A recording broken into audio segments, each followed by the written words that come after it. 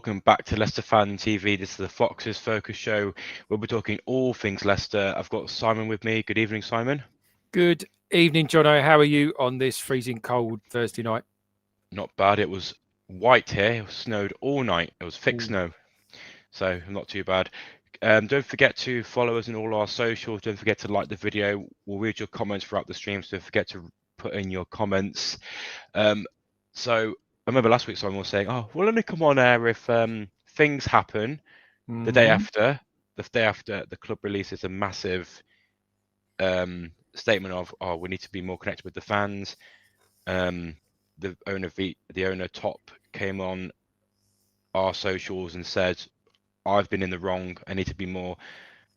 I need to talk more to the fans," which is very nice to hear. But hopefully that comes to actually, he wants to do something. He needs to actually put that into plan into action and actually do what he says he needs to do. And then the bad news came out saying that the points reduction is going to be 6 instead of 9. What have you heard about that? Well, firstly, let's just talk about the Top thing. Felt a bit staged, if I'm honest. Talking frankly, clearly, he was talking to his own crowd. He was talking to the club, so the club are never going to ask him anything controversial. They're going to allow him to dictate the agenda. I thought it was honest of him that he owned up and said, "Look, I've kind of lost touch with the fans a bit lately." I thought it was also a bit stark that he kind of alluded to the fact that we need to start again from scratch, and we were pretty much back to where we were when him and his dad bought the club. And there's a lot to do. I think we all know that. Not much talk about actually how we ended up there, but Rudkin goes upstairs. Apparently, quite what that means, I'm not really sure. We've got a technical director come in again. I'm not really sure what that means. I guess most fans will be wondering what all that's going to look like. We've got a new MD in. At least for the time being, it's obviously been connected with King Power in the past. So we'll see. But when we're talking about the hearing and the points deduction, as you said, lots of different rumours going around about 12 points, 9 points, 6 points. What we know factually is the hearing starts next week. It's the same lawyer representing us, Nick DeMarco, who got us off the hook last time. It's my understanding that we're being charged with breach of PSR for the 23-24 season, for failing to file our accounts on time to the Premier League, and then lastly, not cooperating with the Premier League in terms of their investigation after that. Yeah, those are the allegations which the EFL and the Premier League are putting forward to the independent board by saying this is what Leicester City has done, and the hearing starts tomorrow. I think we'll get punished. There's no way we won't get punished. We didn't submit all of our financial records to the EFL or the Premier League on time, which that is true. We didn't. We got away with it last time because of a loophole with the fact that when we gave our paperwork to Luton, we were a Championship club, and when that 3-year period ended, we were a Championship club, so we got away with that one. But that loophole is closed. So I think we will get punished, but I just want it to end. I don't care how many points it is. I don't care when it is. I just want it to end.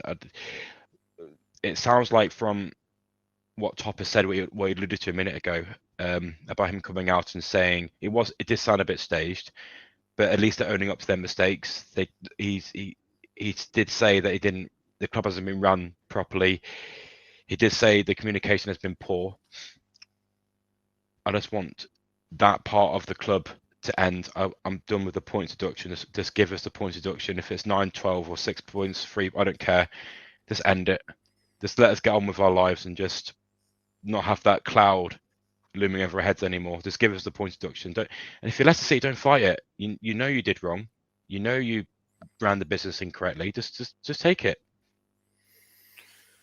Yeah, but whilst I agree with you, I think a line's got to be drawn. The other two things I'd say to that, John, is firstly, this might not be the end of the road, because I believe the EFL sat in the gallery at this hearing, waiting to see what happens, and may well file charges themselves in relation to the promotion season last time, to my understanding. So this might not be the end. And of course, there are other potential breaches that come after as well, depending on the financial accounts that we produce moving forward. And I know we tried to balance the books this summer by letting a lot of players go, but I don't know. Whilst this chapter needs to end, I don't know how long it's going to go on for. And like you say, we can't argue with not filing accounts on time because that's pretty factual in its nature. It is factual. I'm just going to go through a few comments. Talksport has an expert. Last time we got nothing.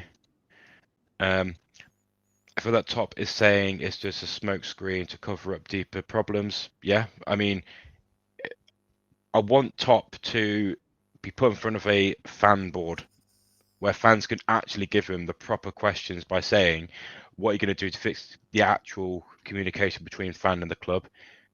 What's your plan going forward to prevent us from overspending? Why are we spending £60,000 on Patson Daka a week? Those sort of questions should be asked.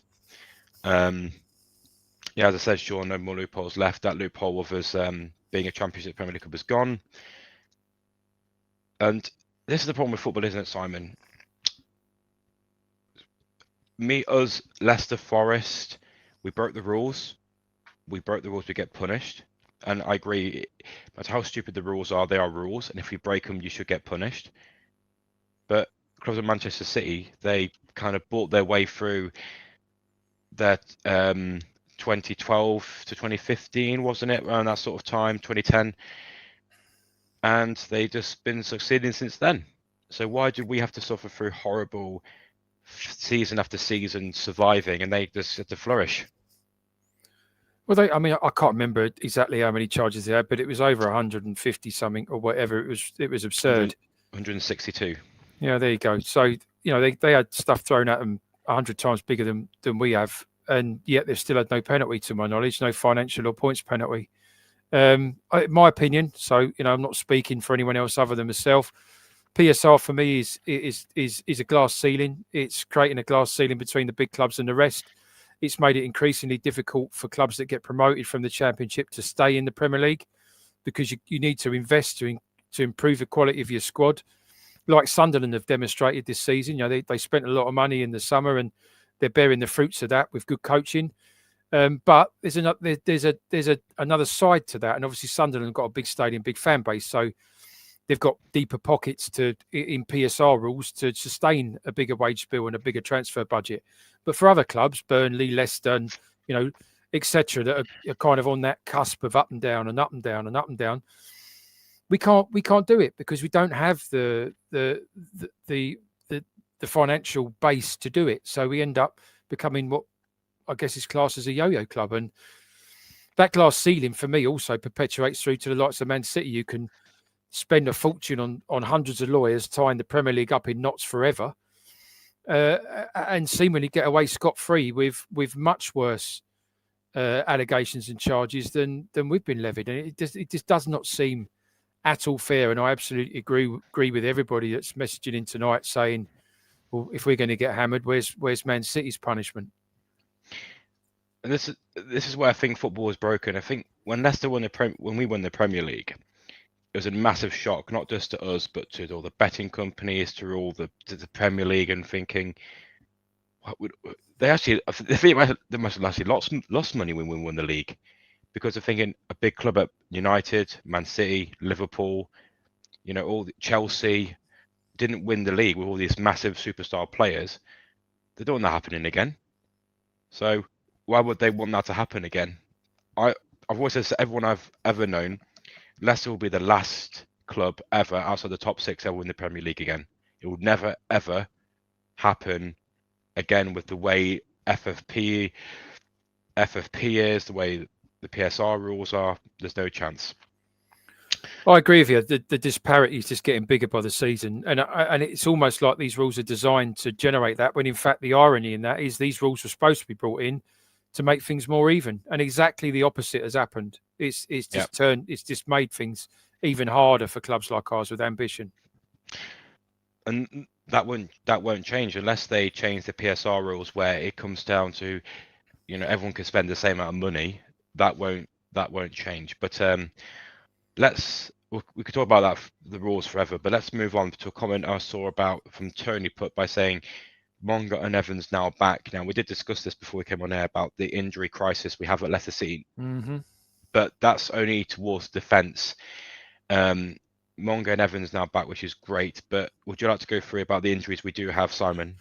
Yeah, Stolarczyk 100% out for at least for a few more weeks. Christensen, obviously, I think he had a knee operation last week or the week before, so you can. I know he's not played masses, but you can write him off. Ben Nelson, I don't think there's going to be any sign of him for a while. And Aaron Ramsey makes up that quartet of people that are definitely missing. And again, unless I've missed something, no one's really put anything out about how long Ramsey's likely to be missing for. The other unknown in all of that is Akoli, that obviously picked up a shoulder injury the last game. And again, I guess tomorrow when Cifuentes gives his pre-match press conference, the media will be asking the questions about these players in terms of how long they're going to be out for. But it's the Akoli one really that, for me, is quite important, because if he is out as well, then we've only got 2 fit centre-backs, to my knowledge, who are going to be Vestergaard, who's obviously had quite a night of it up in Scotland this week, and Faz. It is quite worrying that our back four is probably going to be Luke Thomas, Ricardo, Vestergaard and Faz. Now, on paper, that's not a horrific lineup, but if one of them gets injured, where does the backup come from? Christensen's out as well. Let's not forget that. So we were discussing that who could be in that position, and I said Hamza Chowdhury, but then God, you go and say your comment about him. Right, and brace yourselves, everyone, for this one. Last week we had the V-bomb up front. This week we've got the H-bomb. Now I don't know how many people saw Hamza's incredible overhead kick for Bangladesh over the international break. But here's another one for you on an international break where we're coming up with little nuggets of magic. Let's get Hamza up front. What do you think about that, Jono? I mean, his bicycle kick was an absolute worldie, wasn't it? Like, it wasn't like it was just a fluke goal. It was a proper good goal. But, I mean, we need both Vestergaard and Chowdhury. I'd rather have Chowdhury as a centre half than Faz any day of the week. But it's not a bad shout. I mean, he'll put any defender to shame. He'll just tackle the hell out of them, wouldn't he? As a number 9. Well, they wouldn't know where to hit him, would they? Because he'd be all over him. You know, and in all seriousness, you know, I know it's not going to happen, but with the way our strikers are playing, for me, we've got to try and try something out of the box. We talked about Vestergaard last week. Why not Hamza? I mean, the strikers we've got aren't going to do anything, so we've got to do something, for me. But let's be realistic. I mean, like, I've never seen a club be. It's like playing with 10 men. We've got a 10 men plus a burden. That we've got a massive hole in the middle of the pitch, at the top middle of the pitch. What can Cifuentes do to get something out of Daka, or I forgot his name now. Carranza, or are you? What could he do to get a fiddle, anything out of them? What could he do? They just don't produce anything. Maybe you should suggest a career change or something. Jono, what do you think? Maybe you could get a fiddle out of them doing something else, mowing the lawn, sorting out the training ground. I mean, listen, I'm being sarcastic here, but you know, I think we all understand that whilst we're okay in certain areas of the pitch this season, we're not fantastic. We've got enough. Where there is a huge hole is goals. You know, and Fatawu and James are our top goal scorers this season. You know, neither of them are strikers, we all know. You know, there's nothing coming from the strikers, and yeah, we've got to start thinking out of the box, for me. I know I keep repeating myself, but you know, we're a good way in the season now, and it's clearly not going to happen. And hopefully in January we'll do some business. But for now, we need to start thinking out the box. Would a false 9 work? Would you? I think we tried that a bit. I mean, for me with Ayew, you know, he's not really an out-and-out striker when he plays. I think we need a presence. You know, the Championship is a physical league. It's not full of finesse. You know, it's more of a physical Chat, you want something up there that's gonna get in the faces of the defenders and make themselves busy. Kind of playing with some tippy tappy false nine. It might belong in the Liga or some Premier League sides, but I don't think it belongs in the Championship for me. I'm gonna go back. I'm gonna go back and try and find a comment that I saw earlier. It's about our academy. I forgot where. I'm trying to find the comment, but it's basically about how good our academy is. We've produced a lot. We're producing a lot of really good players. Monga being an example, who will leave either in January or in the end of the season, which probably will happen. But why not? Who's that really amazing young kid at striker? I forgot his name. Jake Evans. Jake Evans. Why not use him? I think he's back now. He's been away with the under 18s, was it, or whatever it was, England side over in Dubai, playing a tournament. I think he's just back. So for me, we go back to the same things we were saying a month ago. That for me, he needs to go on the bench. He needs to get 20 minutes, 25 minutes in games, and start to ease him in. That is the only other option we've got that's not just some crazy Simon idea that's just completely lunatic. I mean, Vestergaard up front isn't a lunatic idea. I mean, Man United threw Maguire up front. He's got him so many goals that got him out of. I mean, Maguire scored the semi-final goal in the Europa League, which got him to the final. Maguire scored that goal the month that got him the win. So playing centre halves up front isn't a ludicrous idea that's completely new, but it is quite staggering that Vestergaard has scored more goals than Daka this year. That is an outrageous statistic, and that needs to change. And we need to do something. If Jake Evans is available, play him up front. I wouldn't see him say start from the bench and give him time. Just give him a game if he's fit. Yeah, I agree with you. And the other one that I'd like to see play this weekend is Bobby Dick or David Reed. I mean, I think when he's come off the bench lately, he's had a real impact. Obviously, scoring against Norwich the last game, but of course he'll have been down with Jamaica over this last 2 weeks, so the timings of that might be off in terms of his returning to the training ground and having enough time to prepare with the first team. And of course, let's just drop that in there quickly. Armchair Jockey, Evening Chew, saying Suter could be a new striker when he's back fit. Well, of course, there's another one that's been missing forever. And still, I don't think he'll be fit till the new year. And I think we could really do with Suter at the minute, but that's another loss. I mean, Suter hasn't really played since before Cooper, really, has he? He didn't even play in Lorenzo, did he? Well, he went out on loan last season, didn't he, to Sheffield United, I think. Correct me if I'm wrong, anybody that comes on, but I think that was right. And then he got injured while he was there, and he's been on our physio's bench ever since. And he has been prone to an injury, Suter, since he's been with the club. But I think he could do a job for us and be an asset at the back. But again, like I say, he's another one. But yeah, fine. Stick him up front. He's got enough height. Dorkowski says, no point having wingers if they have to cut inside. Just play him on the side for the whole game. 4-1-3-2. Daka's always looked really good when he plays in the two. He's really awful when he plays as a solo striker. Do you think Ayew and Daka could be good? Ayew to feed Daka just to have the punch shot, not to actually run with the ball. Do you think that could work? And have Fatara on the right, Monga on the left? I'm trying my best not to give you a cynical answer in reply, if I'm honest. I'm tempted to say, well, you could put Lionel Messi and Cristiano Ronaldo behind some of these players and they still kick the ball in the stand when they get a chance. It's frustrating for me. They've had ample, haven't they? They've had ample chance.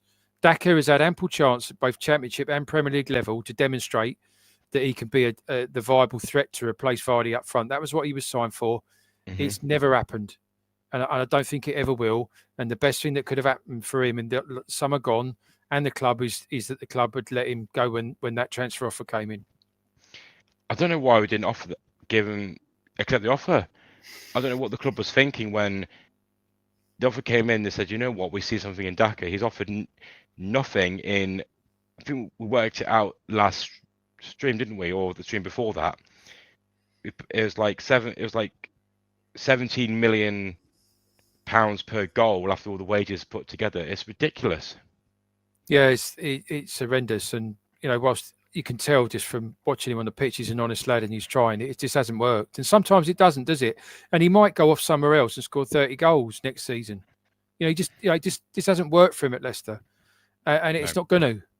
It's been so much time given to him now. It's not going to. It's just time to move on from that. I'm in the Vestergaard up front camp. So going into the Stoke game, Stoke will be the hardest game we've had. I think this game is absolutely massive because if we beat Stoke, we go back into playoffs or around the playoff area. But if we lose this, we could be in a bottom half mid-table relegation scrap. So it's a big game, and Stoke aren't a game. Stoke isn't a team where you could just beat them. They are a very physical, hard team to beat. What would you do? What would your lineup be going into this game? I mean, mine would be Begovic in goal, Ricardo, Luke Thomas, Vestergaard, Chowdhury. Up front was that, Jono? No, in the back. Then I'll play probably. I don't know what my centre half would be. I don't pick Samari. I don't want to pick Samari. Winks, maybe James. Do you want Jamie? Maybe James. Then probably Fataru on the wing. Other wing will probably be Monga. I don't really know who to play as a cam. Maybe Reed could play as a cam. I don't know. That's where I get lost. I think as the season's gone to date and who's fit, for me, if he's available, Bobby D. Cordova-Reid has to play 10 this week, just because he's been the only spark of inspiration of late. I mean, he scored that wonder goal, didn't he, against Norwich? My memory is crap against Norwich. Yeah, he scored that wonder goal. He's only been our bright spark, hasn't he? I don't like. I mean, Tony. Evening to you, mate. I'm just picking up there as timely while you're picking your team. Reed at 10, James at 6. I agree with that, Tony, because I don't like James at 10. I don't think it suits his game. No, it doesn't. He played that once and he was completely flat, and then Marty put him back as a 6, and it was brilliant. Every goal he's scored has been at a 6.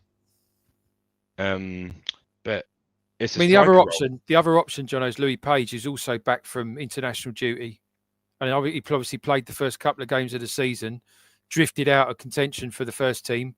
There are those that would argue that he was played the first couple of games of the season because his contract was coming up and they wanted to convince him to sign a new one. And then as soon as he did, they dropped him. If that is true, that's cynical. But for me, he's got to be a shout again. He did nothing wrong when he played the first couple of games. And to be fair, the last time we won back-to-back games was in August this season. That's with Louis Page, wasn't it? With him in the team, yeah. So Yep. There's got to be an argument there as well. I'm not sure what these youth. I mean, Sifa Witness talked about playing youth when he first came to the club, and as the season's gone on, he's retracted away from the youth more and more and more. Monga's the only one who's really stayed in contention. But the only reason why Monga's stayed in contention is because he's a fan favourite. But is that Marty's decision, or is that the club's decision? Does the club not want to play the youth? You can't have a philosophy and change it after 3 months. It just doesn't make any sense. That's like saying, oh, I'm gonna go to Starbucks, I'm gonna buy a coffee, in 3 months' time it's gonna be a hot chocolate. It just doesn't make sense. Unless, as you just alluded to, he's being told to play the more senior players, especially the ones that they might think they get a fortune. Well, that they might get a few quid for in January. So stick him in the shop window. But, at the minute, it's a charity window shop window because it's not really one that you really want to stare at for very long. Let's be honest. Well, this is why I'm not Marty out, because when I saw football in the beginning of the season and the pre-season, I was gobsmacked at how good we actually played. We're unbelievable. Not playing like bad Stoke. We're playing like Stoke in the Premier League. What's changed? The only thing that could have been their difference is, Ange Postecoglou at Stoke. No matter how many players were injured, no matter who was on the pitch, they played the exact same style of football. He didn't care about anything. He said, "This is my football. I'm playing it my way, no matter who's on the pitch," and it worked and it didn't. But this football just turned completely. So it has to be the board. It's just it feels like it's regressed, back to Ruud van Nistelrooy kind of levels, a little bit. I mean, armchair jockeys just drop one in there. Who buy a player that they can have for 3 and 6 months? Fair comment, because the likes of Winks, etc., are all out of contract in the summer. But Faz isn't, and if they're looking to get a few bob for him in the January window, you could argue that a bit of pressure might be put on Marty to play him a bit to get that shift and get that money back in. Andy says we have top 3 players on our team, but playing the bottom 3. Yeah. I think we just beat Norwich, who were, in my eyes, the bottom of the league. So yeah, we were so poor in that. But the relevant thing there for me, Jono, is that I had a look at Stoke's team before we came on tonight, because I'll be honest with you, I'm not very familiar with their team. I've not really studied them very much. So I thought, right, I better have a look. And I'll be honest, they've got Creswell playing centre half, who's 35, who obviously played 300 and something games for West Ham, and he's an old pro. Fine. They've got the Swedish lad in goal, who I think might be injured this weekend, from what I'm reading. But he was a Leicester youth player 5 or 6 years ago, and he's worked his way through Rotherham up to Stoke. He's by no means a big name.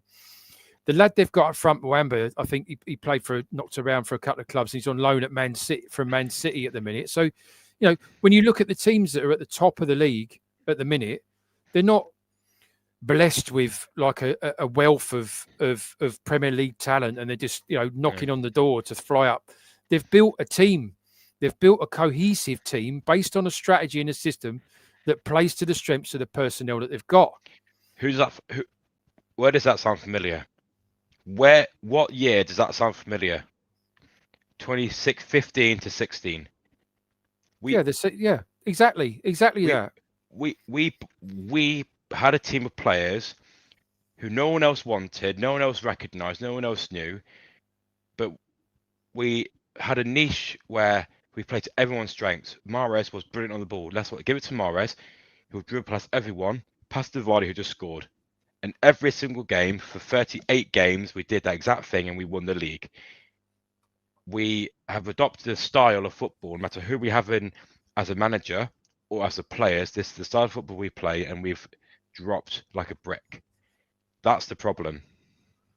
And for me, the other thing is that, especially with Cifuentes, Maresca, etc., they're this style of manager, and I think you could put Van Nistelrooy in that category, where he's been and studied the Spanish way and all the rest of it, and they've got that type of theme of style. And then we try and then take all of the square pegs that are our players and hammer them into round holes of a system, because that's what the style of football the club wants to play. You kick this conversation back to kind of Nigel Pearson days, or wherever you want to take it. He would pick a system of the team to suit the personnel that he had available to him, and with a set of ethics that were, don't bother coming off the pitch if you've not left it all out there. And I feel like we've lost that a little bit, and we're just kind of playing. We've fallen into this kind of Guardiola-esque, Russell Martin, etc., tippy tappy, tap tap tap tap tap round the back for half an hour.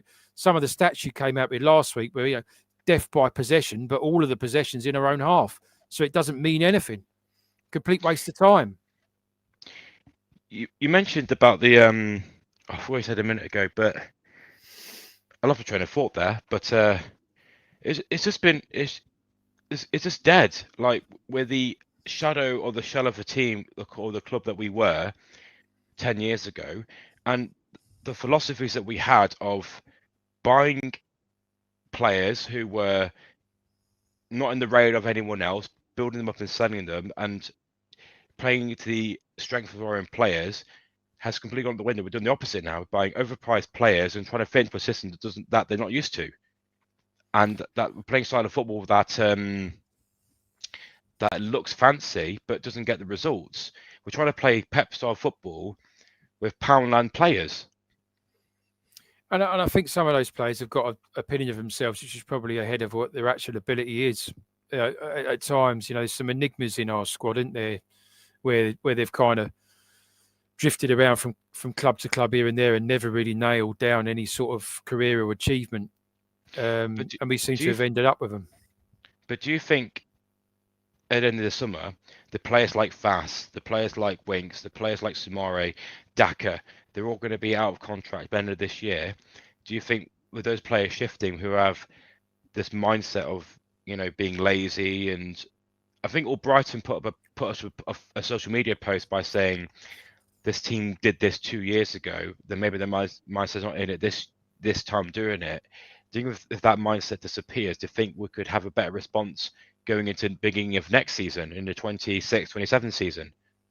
I mean, if those players you just alluded to that are leaving, obviously there's a lot of wages there.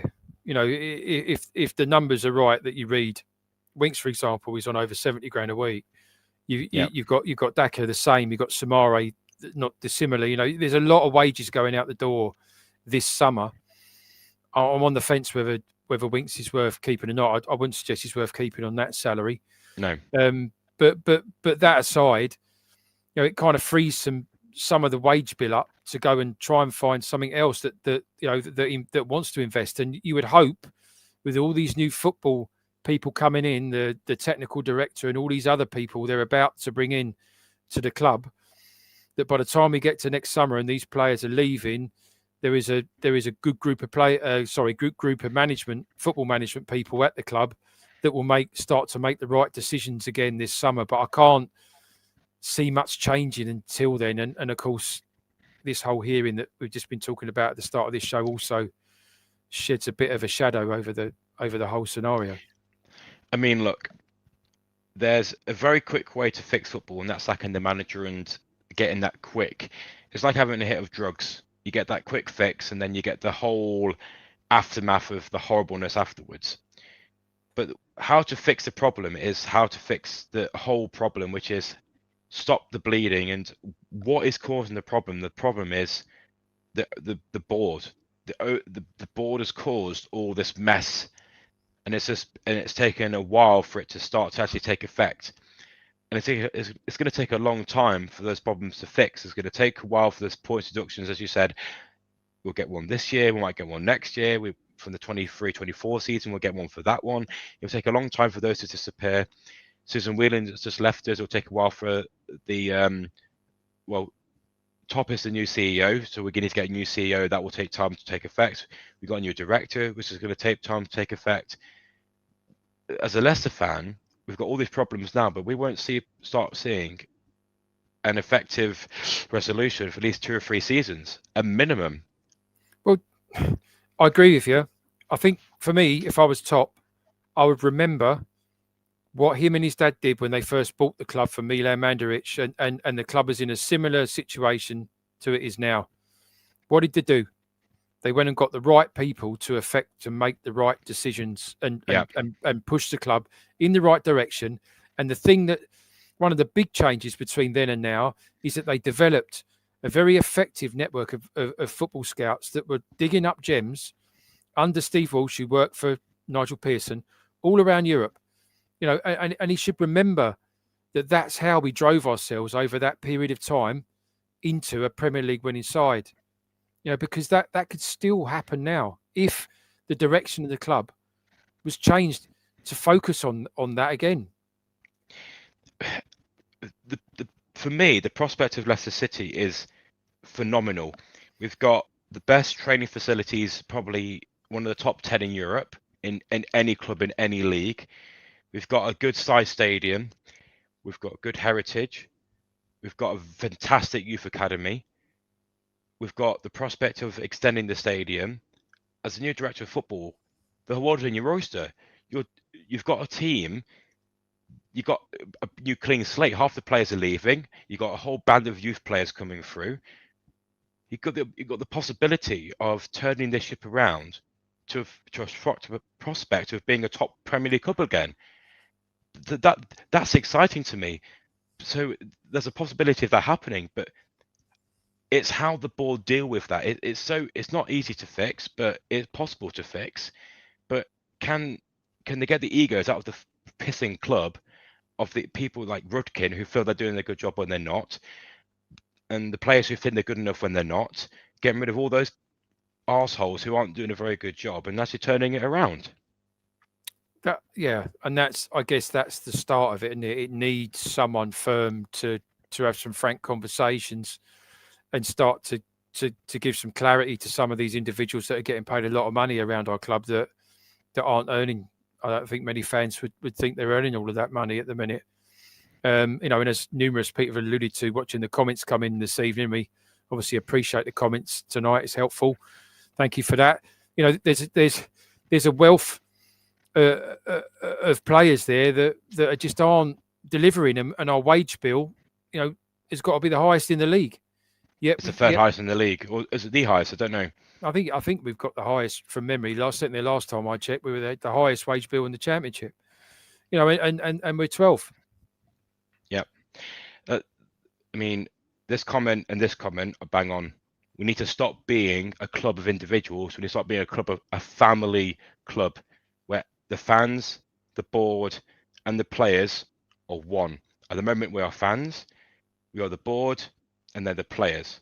There's 3 individuals, which as a family doesn't work. You need to be as a family. So, Simon, we could talk about this forever, couldn't we? But we've done well, mate. We've done 40 minutes in an international break. That's good going. It is. What's your score prediction going in on Saturday? I'm going to say optimistic 1-1. I don't think we'll win, but I hope we draw. Okay. They're not a side bereft with talent. Stoke, they're a very good, coherent side. Obviously, Robin's the manager, demonstrated at Coventry when he was there before that he's got the ability to get a team together, motivated and singing, and like you just alluded to, that connection with the fans, and that momentum, because that does drive momentum if the club's together, which is what a big reason why we had so much success not so long ago. So I'm going to go with a 2-1 win for Leicester, and I'm going to go with a 2-1 win for Leicester because we haven't had back-to-back wins since August. Something's got to turn at some point. We have got some ability in the squad. I know he's got some enforced changes that he's going to have to make this week because of injuries. So things will have to be necessity. But I just feel like something's got to click at some point. And I'm hoping that it's this weekend that we see that happen. I agree. And I hope we see that going forwards, and hopefully Top will stick to his word and actually start to put some more effort into the club by speaking to the fans and running the club properly. Well, we appreciate you all for coming along. Don't forget to follow us on all our socials. We really appreciate all of your comments. We've loved them all, reading them all. We've got Jamie's show on Sunday. We'll talk about the Stoke game, and Phil's show on Monday. Thank you so much all for watching. Thank you, Simon, for joining me. Really appreciate it. It's been a pleasure as always, Jono, and your company on a Thursday. No problem at all. And we'll see you all next week. Thank you all for watching. The Leicester City machine is on the march again. Leicester Fan TV presents a variety of content like fan discussions, match analysis, and engaging with Leicester fans worldwide. We want your views live, thanks to our sponsors, Everard's, Pucker Pies, Hologram, Take Me, Newbie & Co, and the Fox's Arms. Want to watch more content like this? Hit the like button. Give us your views. Hit subscribe to Leicester Fan TV and make sure to follow us on all socials.